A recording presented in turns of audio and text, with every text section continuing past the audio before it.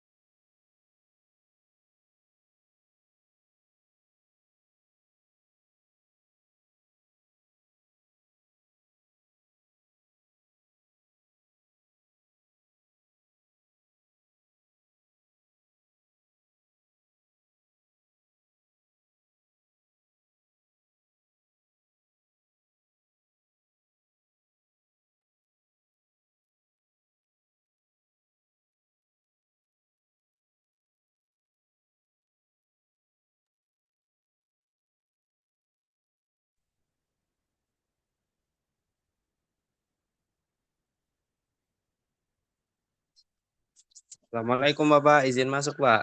oh, salam, Kang.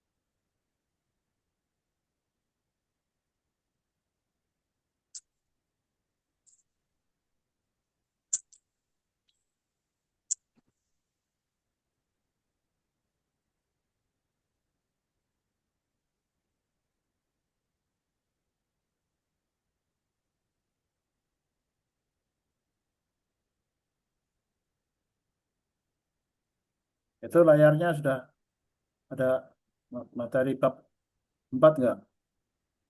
Ke Tidak.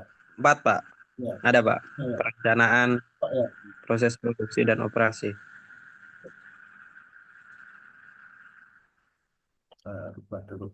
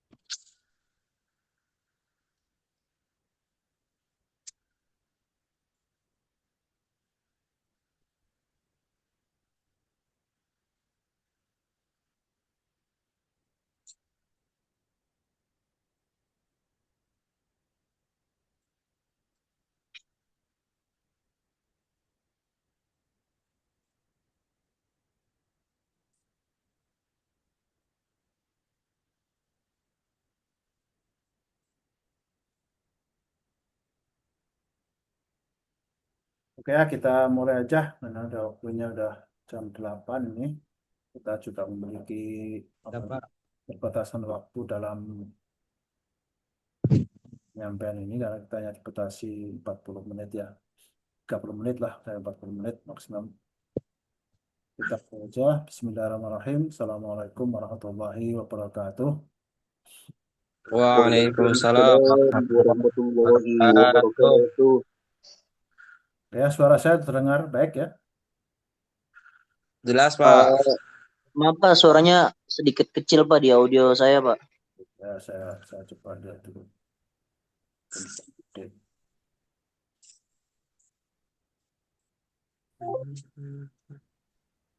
Ya, kita mulai.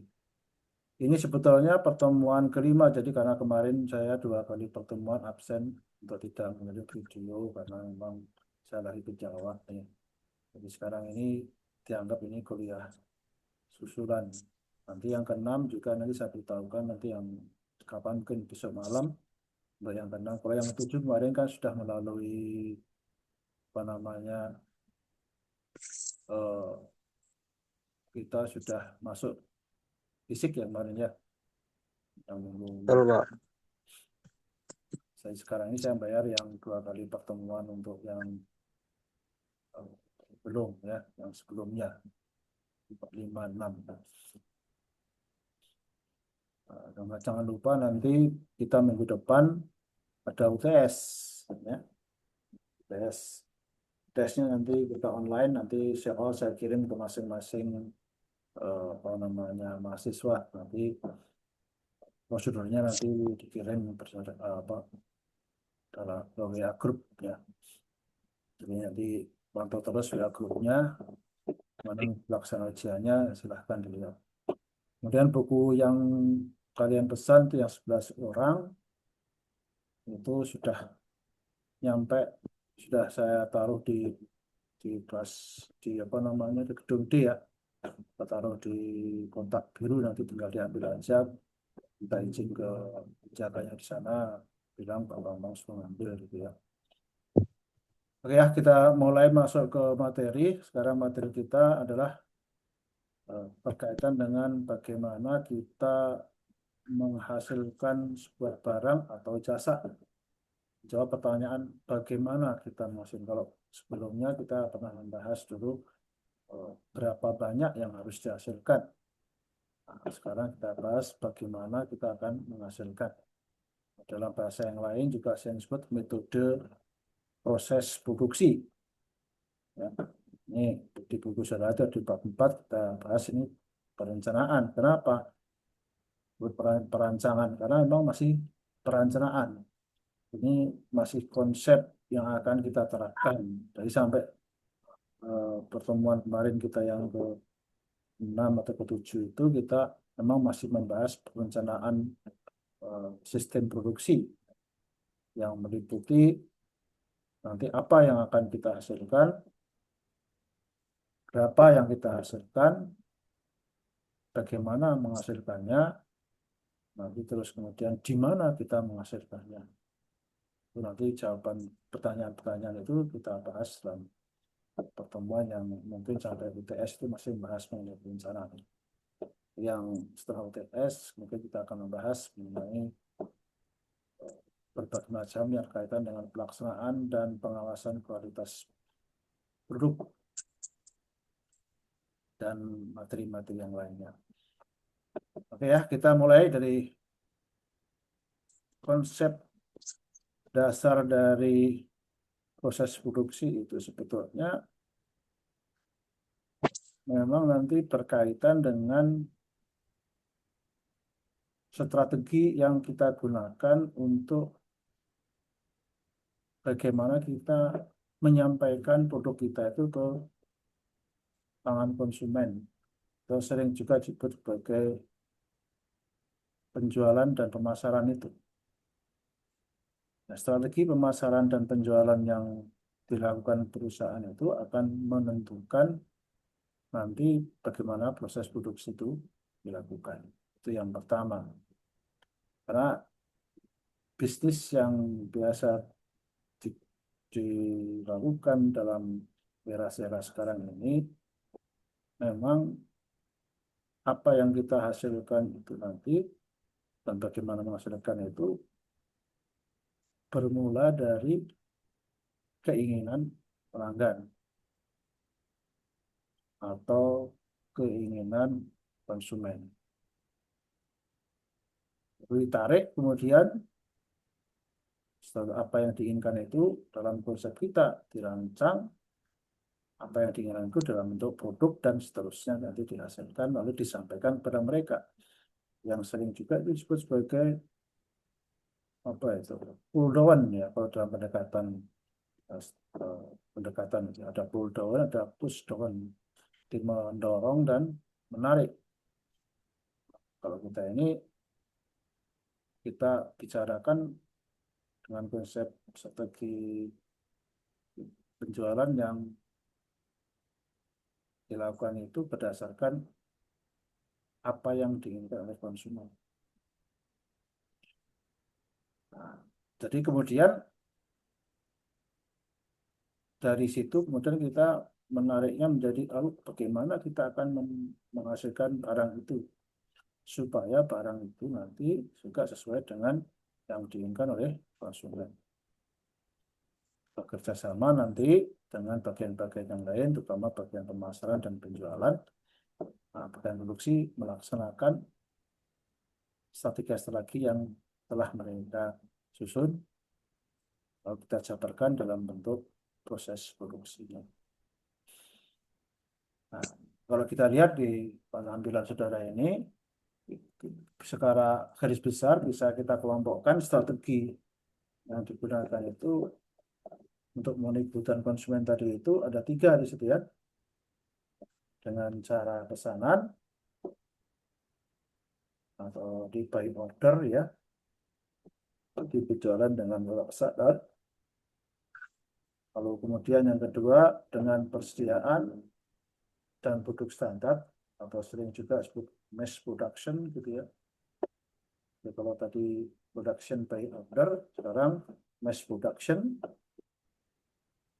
atau menghasilkan produk dalam jumlah besar atau banyak, lalu kemudian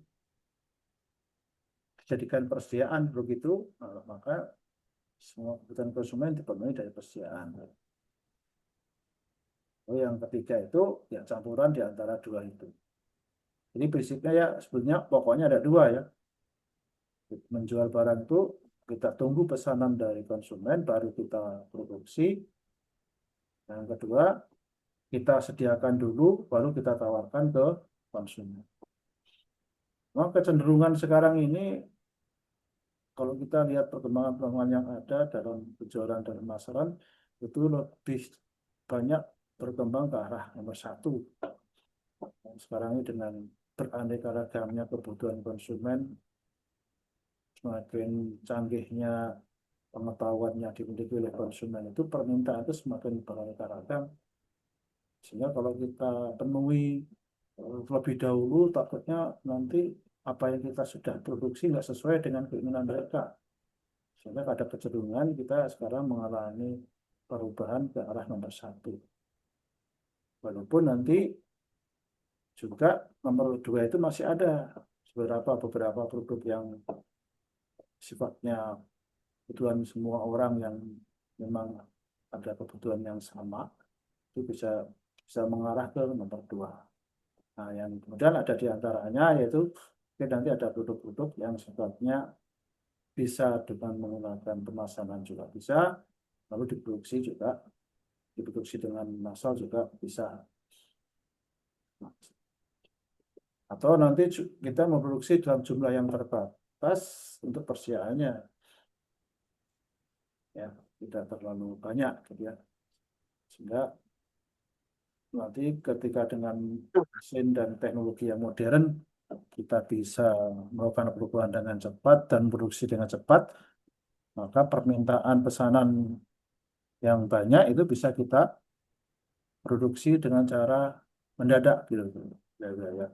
Bandingkan dengan proses produksi yang menyediakan jual yang banyak tadi. Nah, berdasarkan ini nanti kita bisa menentukan kalau yang strategi pesanan itu metode proses produknya mengarah kemana. Kalau yang produk proses produksi dengan penjualan dengan persediaan itu akan mengarah kemana. Nah, itu nanti akan terkait dengan itu semua.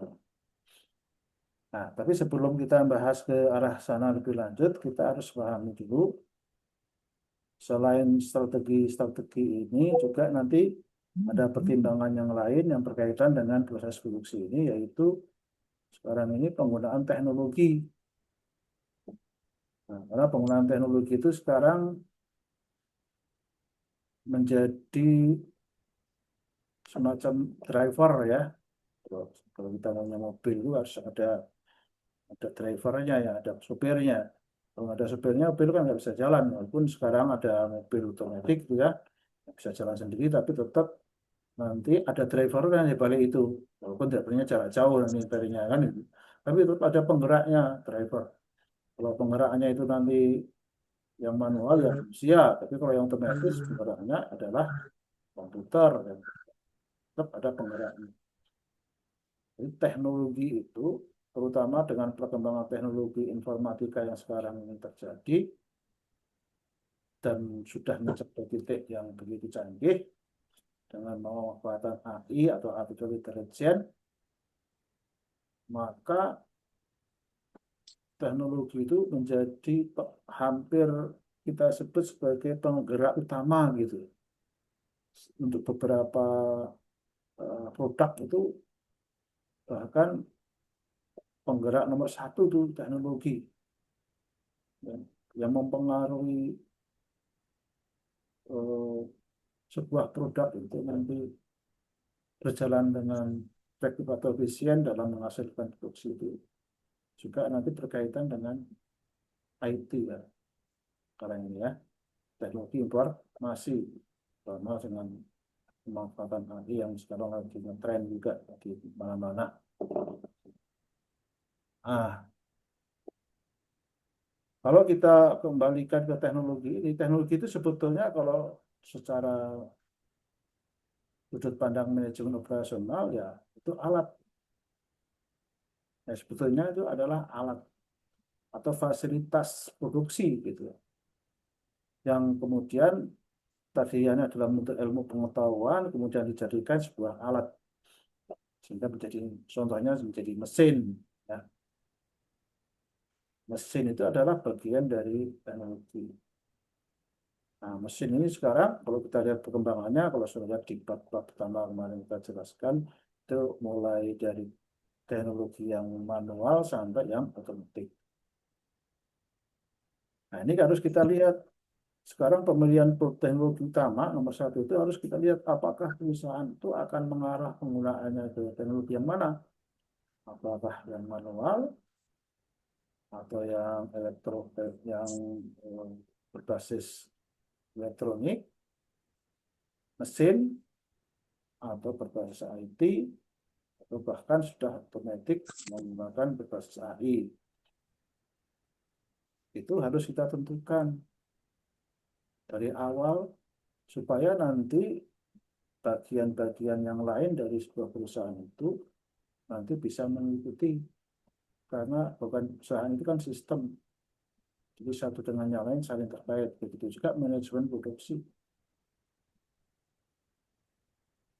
Selain itu juga nanti ada kemudian dari teknologi yang utama tadi yang perlu kita pertimbangkan, kalau saudara lihat di layar saudara itu ada ya ketersediaannya, itu yang penting. Ketika saudara milih teknologi untuk produksi barang saudara gitu ya, karena setiap perusahaan saja memiliki produk yang tidak selalu sama, berarti mesinnya juga bisa tidak sama. Atau bahkan produk yang sama pun kita bisa juga memiliki teknologi yang berbeda, tergantung strategi perusahaannya nanti. Nah, sekarang pertanyaannya, kalau kita sudah memilih sebuah teknologi dengan tingkat kecanggihannya itu, apakah tersedia sekarang ini? Ya kan? Nah, itu yang penting. Jangan sampai kita berpikir terlalu canggih gitu. Karena kita itu perusahaan yang belum tentu bisa menghasilkan teknologi itu sendiri. Ya. Biasanya sekarang ini jarang ada perusahaan itu yang menghasilkan mesin-mesin produksinya itu dibuat sendiri. Lain dengan zaman dahulu. Zaman dahulu perkembangan teknologi mesin produksi itu justru dikembangkan oleh perusahaan-perusahaan yang menghasilkan barangnya itu. Tapi sekarang ini dengan adanya spesialisasi, banyak teknologi-teknologi itu nanti diciptakan oleh pihak-pihak luar, ya, seperti lembaga-lembaga penelitian, lembaga-lembaga yang khusus memang juga menciptakan teknologi-teknologi itu. Dan itu bisa juga dalam bentuk perusahaan-perusahaan yang tersendiri. Hanya sekarang ya kita nggak perlu terlalu berkonsentrasi untuk melakukan sendiri. membuat sendiri teknologi itu. Kita tinggal cari aja di pasar apakah ada atau tidak. Nah, kalau ada kan kita tinggal mengakses dengan membeli atau menyewa atau dengan berbagai macam strategi yang penting kita bisa gunakan teknologi tersebut. Yang kedua, apakah ada teknologi lain atau saingan yang bisa dipilih? Karena tadi saya sudah jelaskan bahwa teknologi itu menjadi driver utama dalam produksi sebuah barang, maka teknologi itu kadang-kadang menjadi strategi yang menentukan. Sehingga strategi itu biasanya kan berkait dengan bagaimana kita bersaing untuk memenangkan persaingan dalam industri yang bersangkutan. Sehingga kadang-kadang teknologi ini juga akan menjadi bersaing juga. Berbagai macam teknologi itu juga akan muncul, baik yang mirip maupun yang juga yang berbeda. Sama-sama menghasilkan sesuatu yang sama, tapi bisa juga teknologinya berbeda. Bisa juga teknologinya sama, tapi mungkin mereknya yang berbeda. Karena perusahaannya menghasilkan berbeda sekarang ini dengan berbagai macam kemudahan dalam research and development itu, semua perusahaan-perusahaan yang bergerak dalam bidang teknologi itu juga mereka bersaing juga di antara mereka. Nah, apa pentingnya kita mengikuti persaingan supaya nanti kita bisa menentukan produk yang teknologi yang mana yang paling baik gitu ya untuk perusahaan kita. Bukan teknologi mana yang paling bergengsi ya bukan ya, yang paling tepat untuk perusahaan kita. Dan pilihannya tidak selalu yang tercanggih tentu saja karena itu sudah berbeda karena teknologi ini biasanya semakin canggih ya semakin mahal biasanya. Nah, bagi perusahaan itu kan intinya kalau bagian produksi itu harus penggunaan teknologi itu harus membantu kita untuk mengurangi biaya kalau bisa. Karena memang komitmen dari bidang produksi itu ya mengurangi biaya. Kalau bagian penjualan mungkin dia menghasilkan duit sebanyak-banyaknya. Ya. Jadi kalau bagian produksi itu menghasilkan barang sebanyak-banyaknya, sebaik-baiknya supaya kita bisa menghasilkan nanti harga pokok produksi dari perusahaan itu menjadi semakin rendah sehingga bagian penjualan bisa menjual semakin murah. Kalau dengan semakin murah ya kalau kita bersaing dengan harga yang sama maka untungnya semakin besar, bagian keuangan juga semakin senang gitu ya. Jadi intinya itu teknologi seperti itu yang harus kita pikirkan, bukan hanya sekedar gengsi-gengsian, tapi bagaimana maknanya buat perusahaan. Kemudian yang ketiga, apakah bisa melakukan inovasi sendiri teknologi itu? Atau utama juga berkaitan juga nanti bukan hanya sekedar inovasi, bisa juga nanti dalam rangka melakukan perawatan, dalam melakukan modifikasi, ya kan? Karena perbaikan dan sebagainya itu nanti membutuhkan tenaga-tenaga yang terampil biasanya untuk kepentingan teknologi. Apalagi kalau kemudian ada kemungkinan bisa mengembangkan teknologi itu sendiri, itu lebih baik. Walaupun sekarang ini pengembangan teknologi itu seringkali kita lebih banyak menggunakan vendor-vendor ya, kebanyakan ya. Tapi nggak apa-apa, kita menggunakan vendor yang terikat dengan kita. Kalau kita mampu membayarnya ya itu lebih baik daripada nanti kita tidak bisa mengembangkan sendiri. Kemudian yang berikutnya kalau kita lihat setelah kita teknologi utama mainstream teknologi itu kita sudah tentukan, kita langsung masuk kepada teknologi proses produksi. Nah, teknologi proses produksi ya biasanya mengikuti mainstream dari pijakan teknologi utama kita. Ya. Nah, kalau kemudian dari situlah kemudian kita mau menentukan berdasarkan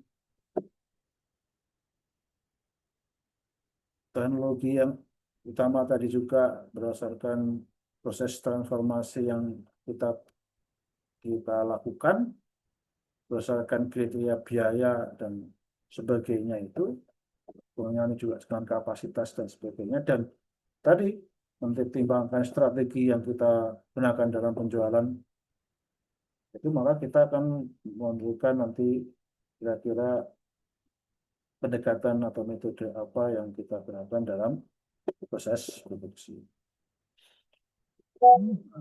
Jadi ini kalau kita lihat secara umum gitu ya, secara utama general gitu, bisa kita kelompokkan menjadi 3 ya, pada prinsipnya untuk lebih mempermudah. Walaupun nanti mungkin rinciannya dari masing-masing metode ini bisa banyak ya. Nah, pertama kita lihat itu tadi proses yang terus-menerus, proses produksi yang terus-menerus. Proses produksi yang terus-menerus ini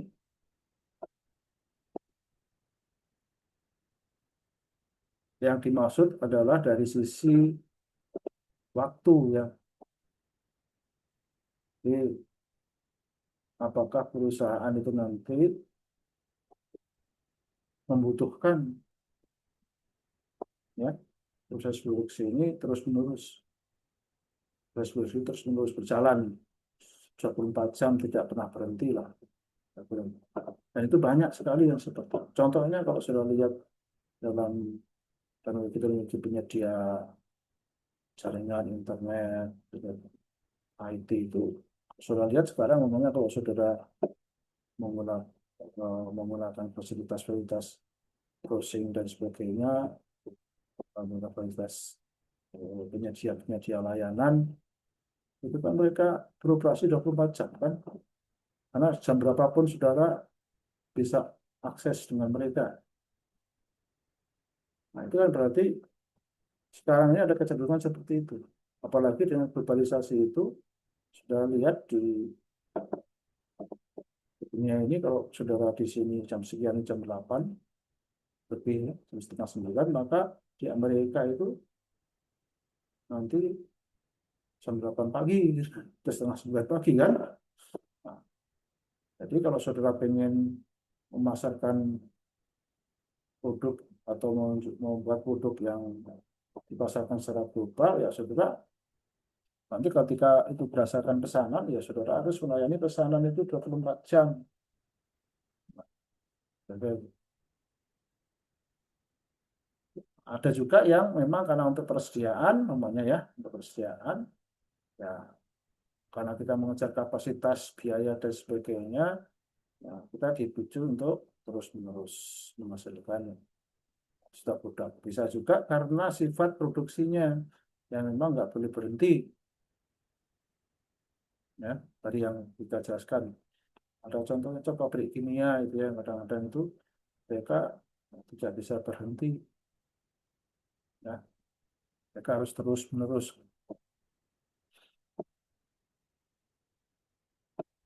Kalau sudah lihat mungkin seperti proses produksi yang sifatnya biologis, kimiawi, itu seringkali proses itu nggak bisa dihentikan di tengah jalan, harus dia selesai dalam jeda waktu yang lama, ya, itu artinya terus-terus sampai nanti mungkin setahun selesai, baru sebulan selesai gitu. Nah, selama sebulan itu kan 24 jam dia harus terus-menerus berjalan. Itu seperti itu seringkali. Itu maka kita harus kita lihat. Kemudian yang berikutnya ada proses praktik ini yang berhubungan dengan tadi ya, proses produksi yang berhubungan dengan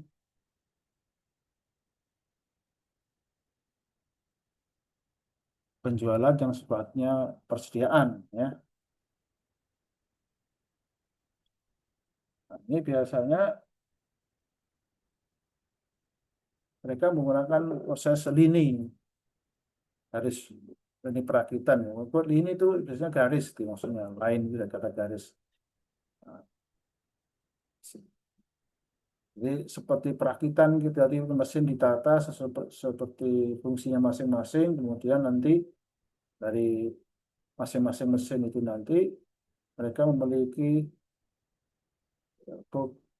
keluaran yang berbeda-beda, lalu nanti bisa disatukan sehingga disebut sebagai merakit gitu ya. Karena sekarang ini memang banyak perusahaan-perusahaan itu yang juga seperti mobil, itu menghasilkan mobil itu bukan berarti semua komponen mobil itu dihasilkan oleh perusahaan, tapi juga bisa dihasilkan oleh pabrik-pabrik yang berbeda-beda atau perusahaan yang berbeda-beda. Lalu kemudian dimasukkan ke pabrik mobil untuk dirakit, gitu kan. Itu seperti itu. Begitu juga produk-produk yang lain, arahnya ke sana. Nah, produk-produk yang sifatnya manufaktur dari bahan mentah menjadi barang jadi, itu juga bisa menerapkan sistem selain terus-menerus itu juga bisa menerapkan sistem lini ini. Tapi nanti mereka melakukan proses produksi itu dari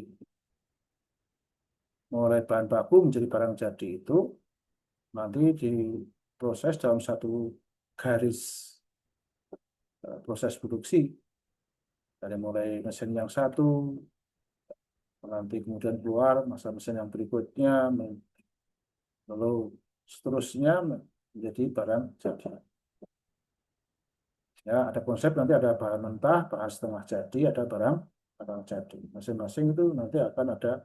Nah, itu karena mereka produksinya massal, maka bisa menggunakan sistem produksi proses ini sehingga satu garis proses produksi itu menghasilkan satu produk dengan jumlah yang banyak. Maka disebut mass production nanti di sini. Makanya disebutkan bahwa proses ini biasanya menghasilkan produk dalam jumlah yang besar. Kalau jumlahnya sedikit, ya nanti akan rugi perusahaan, akan biayanya terlalu besar karena mesin-mesin yang digunakan itu kan mesin-mesin yang spesifik biasa.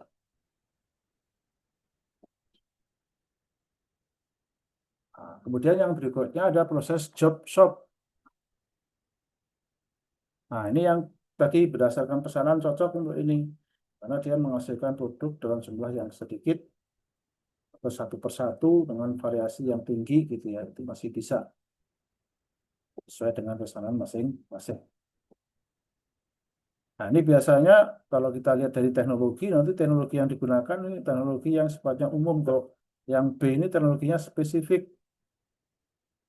Ya, spesifik biasanya. Oke, kalau yang C ini bisa menggunakan mesin-mesin yang general mesin namanya, ya, mesin-mesin yang sifatnya umum. Ya. Karena apa? Karena nanti mereka akan menghasilkan produk yang bervariasi. Jadi nggak mungkin itu satu variasi produk menyiapkan satu mesin kan.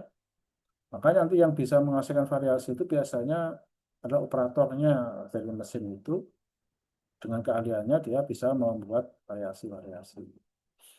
Ya. Seperti contohnya kalau sudah lihat mesin bubut kayu maupun mesin bubut besi ya dari mesin bubut itu bisa dibuat apa saja nanti ya, adalah seperti itu. Tergantung dari kemampuan dari operatornya.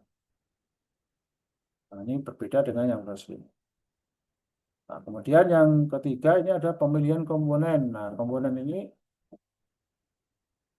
sudah harus dipertimbangkan dengan komponen yang tadi sudah saya jelaskan ada. Jadi komponen-komponen spesifik. Jadi kalau kita lihat peralatan-peralatan ini ada yang berperan apa berperforman hanya untuk kepentingan khusus, menghasilkan kinerja untuk kepentingan khusus, ya. Dan ada juga yang bisa menghasilkan untuk berbagai macam produk gitu ya. Makanya itu general mesin tadi ya, sesuai dengan yang di atas tadi saya jelaskan. Kemudian penanganan bahan ini juga sudah perlu mesin dan teknologi. Ya, nanti kita akan bahas lebih lanjut di penanganan bahan, ya, bahwa penanganan bahan itu membutuhkan teknologi yang juga sesuai nanti dengan apa yang sudah gunakan dalam proses produksi. Penanganan bahan itu apa? Memindahkan barang dari tempat satu ke tempat yang lain. Itu sangat penting dalam perusahaan yang menghasilkan barang nanti ya. Oke, berikutnya ini berbagai macam jenis produksi yang kita bahas di bawah ini adalah berbagai macam pembagian yang lain menurut para ahli ya. Nanti silahkan nanti dibaca sendiri karena ini banyak ya. Saya berikan contoh-contoh dari berbagai macam proses produksi diuji dari berbagai macam sudut pandang ya. Jadi tidak saya jelaskan satu persatu dalam kuliah langsung ini setelah dibaca nih buku ada ya.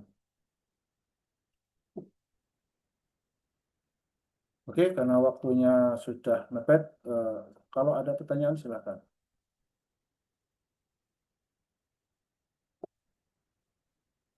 Assalamualaikum warahmatullahi wabarakatuh. Salam. Waalaikumsalam warahmatullahi wabarakatuh.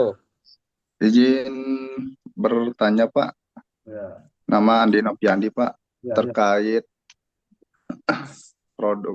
proses produksi dengan mesin dan manusia itu kan bersebelahan Pak ya. Ya, Hal ini mungkin bisa menurunkan angka pengangguran lebih banyak Pak jika sebuah produksi itu mungkin sangat pesat Pak ya. Salah satunya teknologi itu diutamakan dibandingkan manusia. ya. Pertanyaannya Pak, bagaimana sih Pak cara menyikapi hal ini agar tenaga manusia tetap diperkerjakan gitu Pak? Ya. Selain daya saing, ya mungkin sekarang lebih pesat Pak, mungkin dibedakan zaman dulu Pak, seperti itu Pak. Oke, Terima kasih Pak. ya memang itu betul. Jadi ada dua pilihan yang merupakan trade off nanti seperti buah semalakama itu. Karena kalau dipilih satu lalu merugikan yang lain gitu ya. Bahwa kebijakan bukan hanya industri ya, tapi juga pemerintah juga dalam membuat kebijakan pembangunan juga harus memikirkan itu apakah kita akan menggunakan padat karya atau padat modal istilahnya itu loh dalam istilah ekonomi. Kalau padat modal berarti banyak menggunakan mesin, banyak padat karya berarti banyak menggunakan manusia. Nah, kalau diserahkan kepada sektor bisnis itu akan memikirkan biaya, bukan memikirkan padat karya atau padat modal. Jadi kalau dia padat modal itu lebih murah, dia akan menggunakan padat modal. Kalau padat karya itu lebih murah, dia akan mempertimbangkan padat karya. Maka di perusahaan di negara-negara yang padat karya itu yang jumlah tenaga kerjanya itu melimpah dan murah, maka perusahaan itu cenderung menggunakan padat karya. Nggak usah disuruh-suruh gitu. Ya, nggak usah disuruh pasti akan cenderung menggunakan padat karya karena akan lebih murah dibandingkan dengan menggunakan tes dan gitu. Karena dari sisi biaya produksi ya gitu. Jika seperti Cina, Indonesia itu, India itu banyak menggunakan yang padat karya. Tapi beda dengan Jepang atau negara-negara yang memiliki penduduk yang terbatas, bahkan mereka sudah hampir full employment, hampir semua tenaga kerja itu sudah bekerja, sehingga mereka tenaga kerja sangat mahal. Singapura, ya kan? Jepang itu sangat mahal. Beberapa negara di Skandinavia itu begitu, sehingga karena tidak ada yang orang nganggur, ya mau nggak mau kalau dia akses pakai tenaga kerja manusia ya mereka susah, makanya mereka impor tenaga kerja ya, dari Indonesia yang murah-murah. Kalau memang membutuhkan tenaga kerja, tapi kalau mereka masih bisa menciptakan teknologi yang biayanya murah, mereka pasti akan menciptakan dengan teknologi. Nah, kalau di Indonesia contohnya ya itu perlu campur tangan pemerintah, ada insentif namanya. Bagaimana supaya kita bersaing, kalau umpamanya contohnya tenaga kerja dinaikkan UMR-nya menjadi sangat tinggi gitu ya, lalu semuanya sejahtera. Lalu perusahaan bagaimana? Nanti dengan bayar tenaga kerja yang mahal itu, apakah dia bisa bersaing menjual produksinya ke depan? Kalau pemerintah memang mau jaga seperti itu, ya dia mungkin ada insentif yang lain, namanya pajak penghasilan atau pajak PPN-nya bisa dikurangi, namanya seperti itu. Harus ada insentif kalau mereka pengen, kalau pemerintah pengen memaksakan dalam tanda petik untuk menggunakan padat karya karena masih ada banyak pengangguran di Indonesia.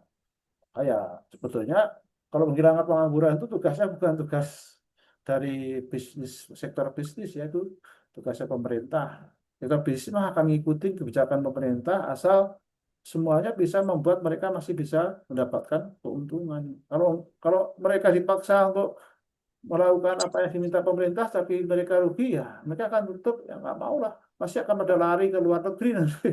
Kayak gitu ya.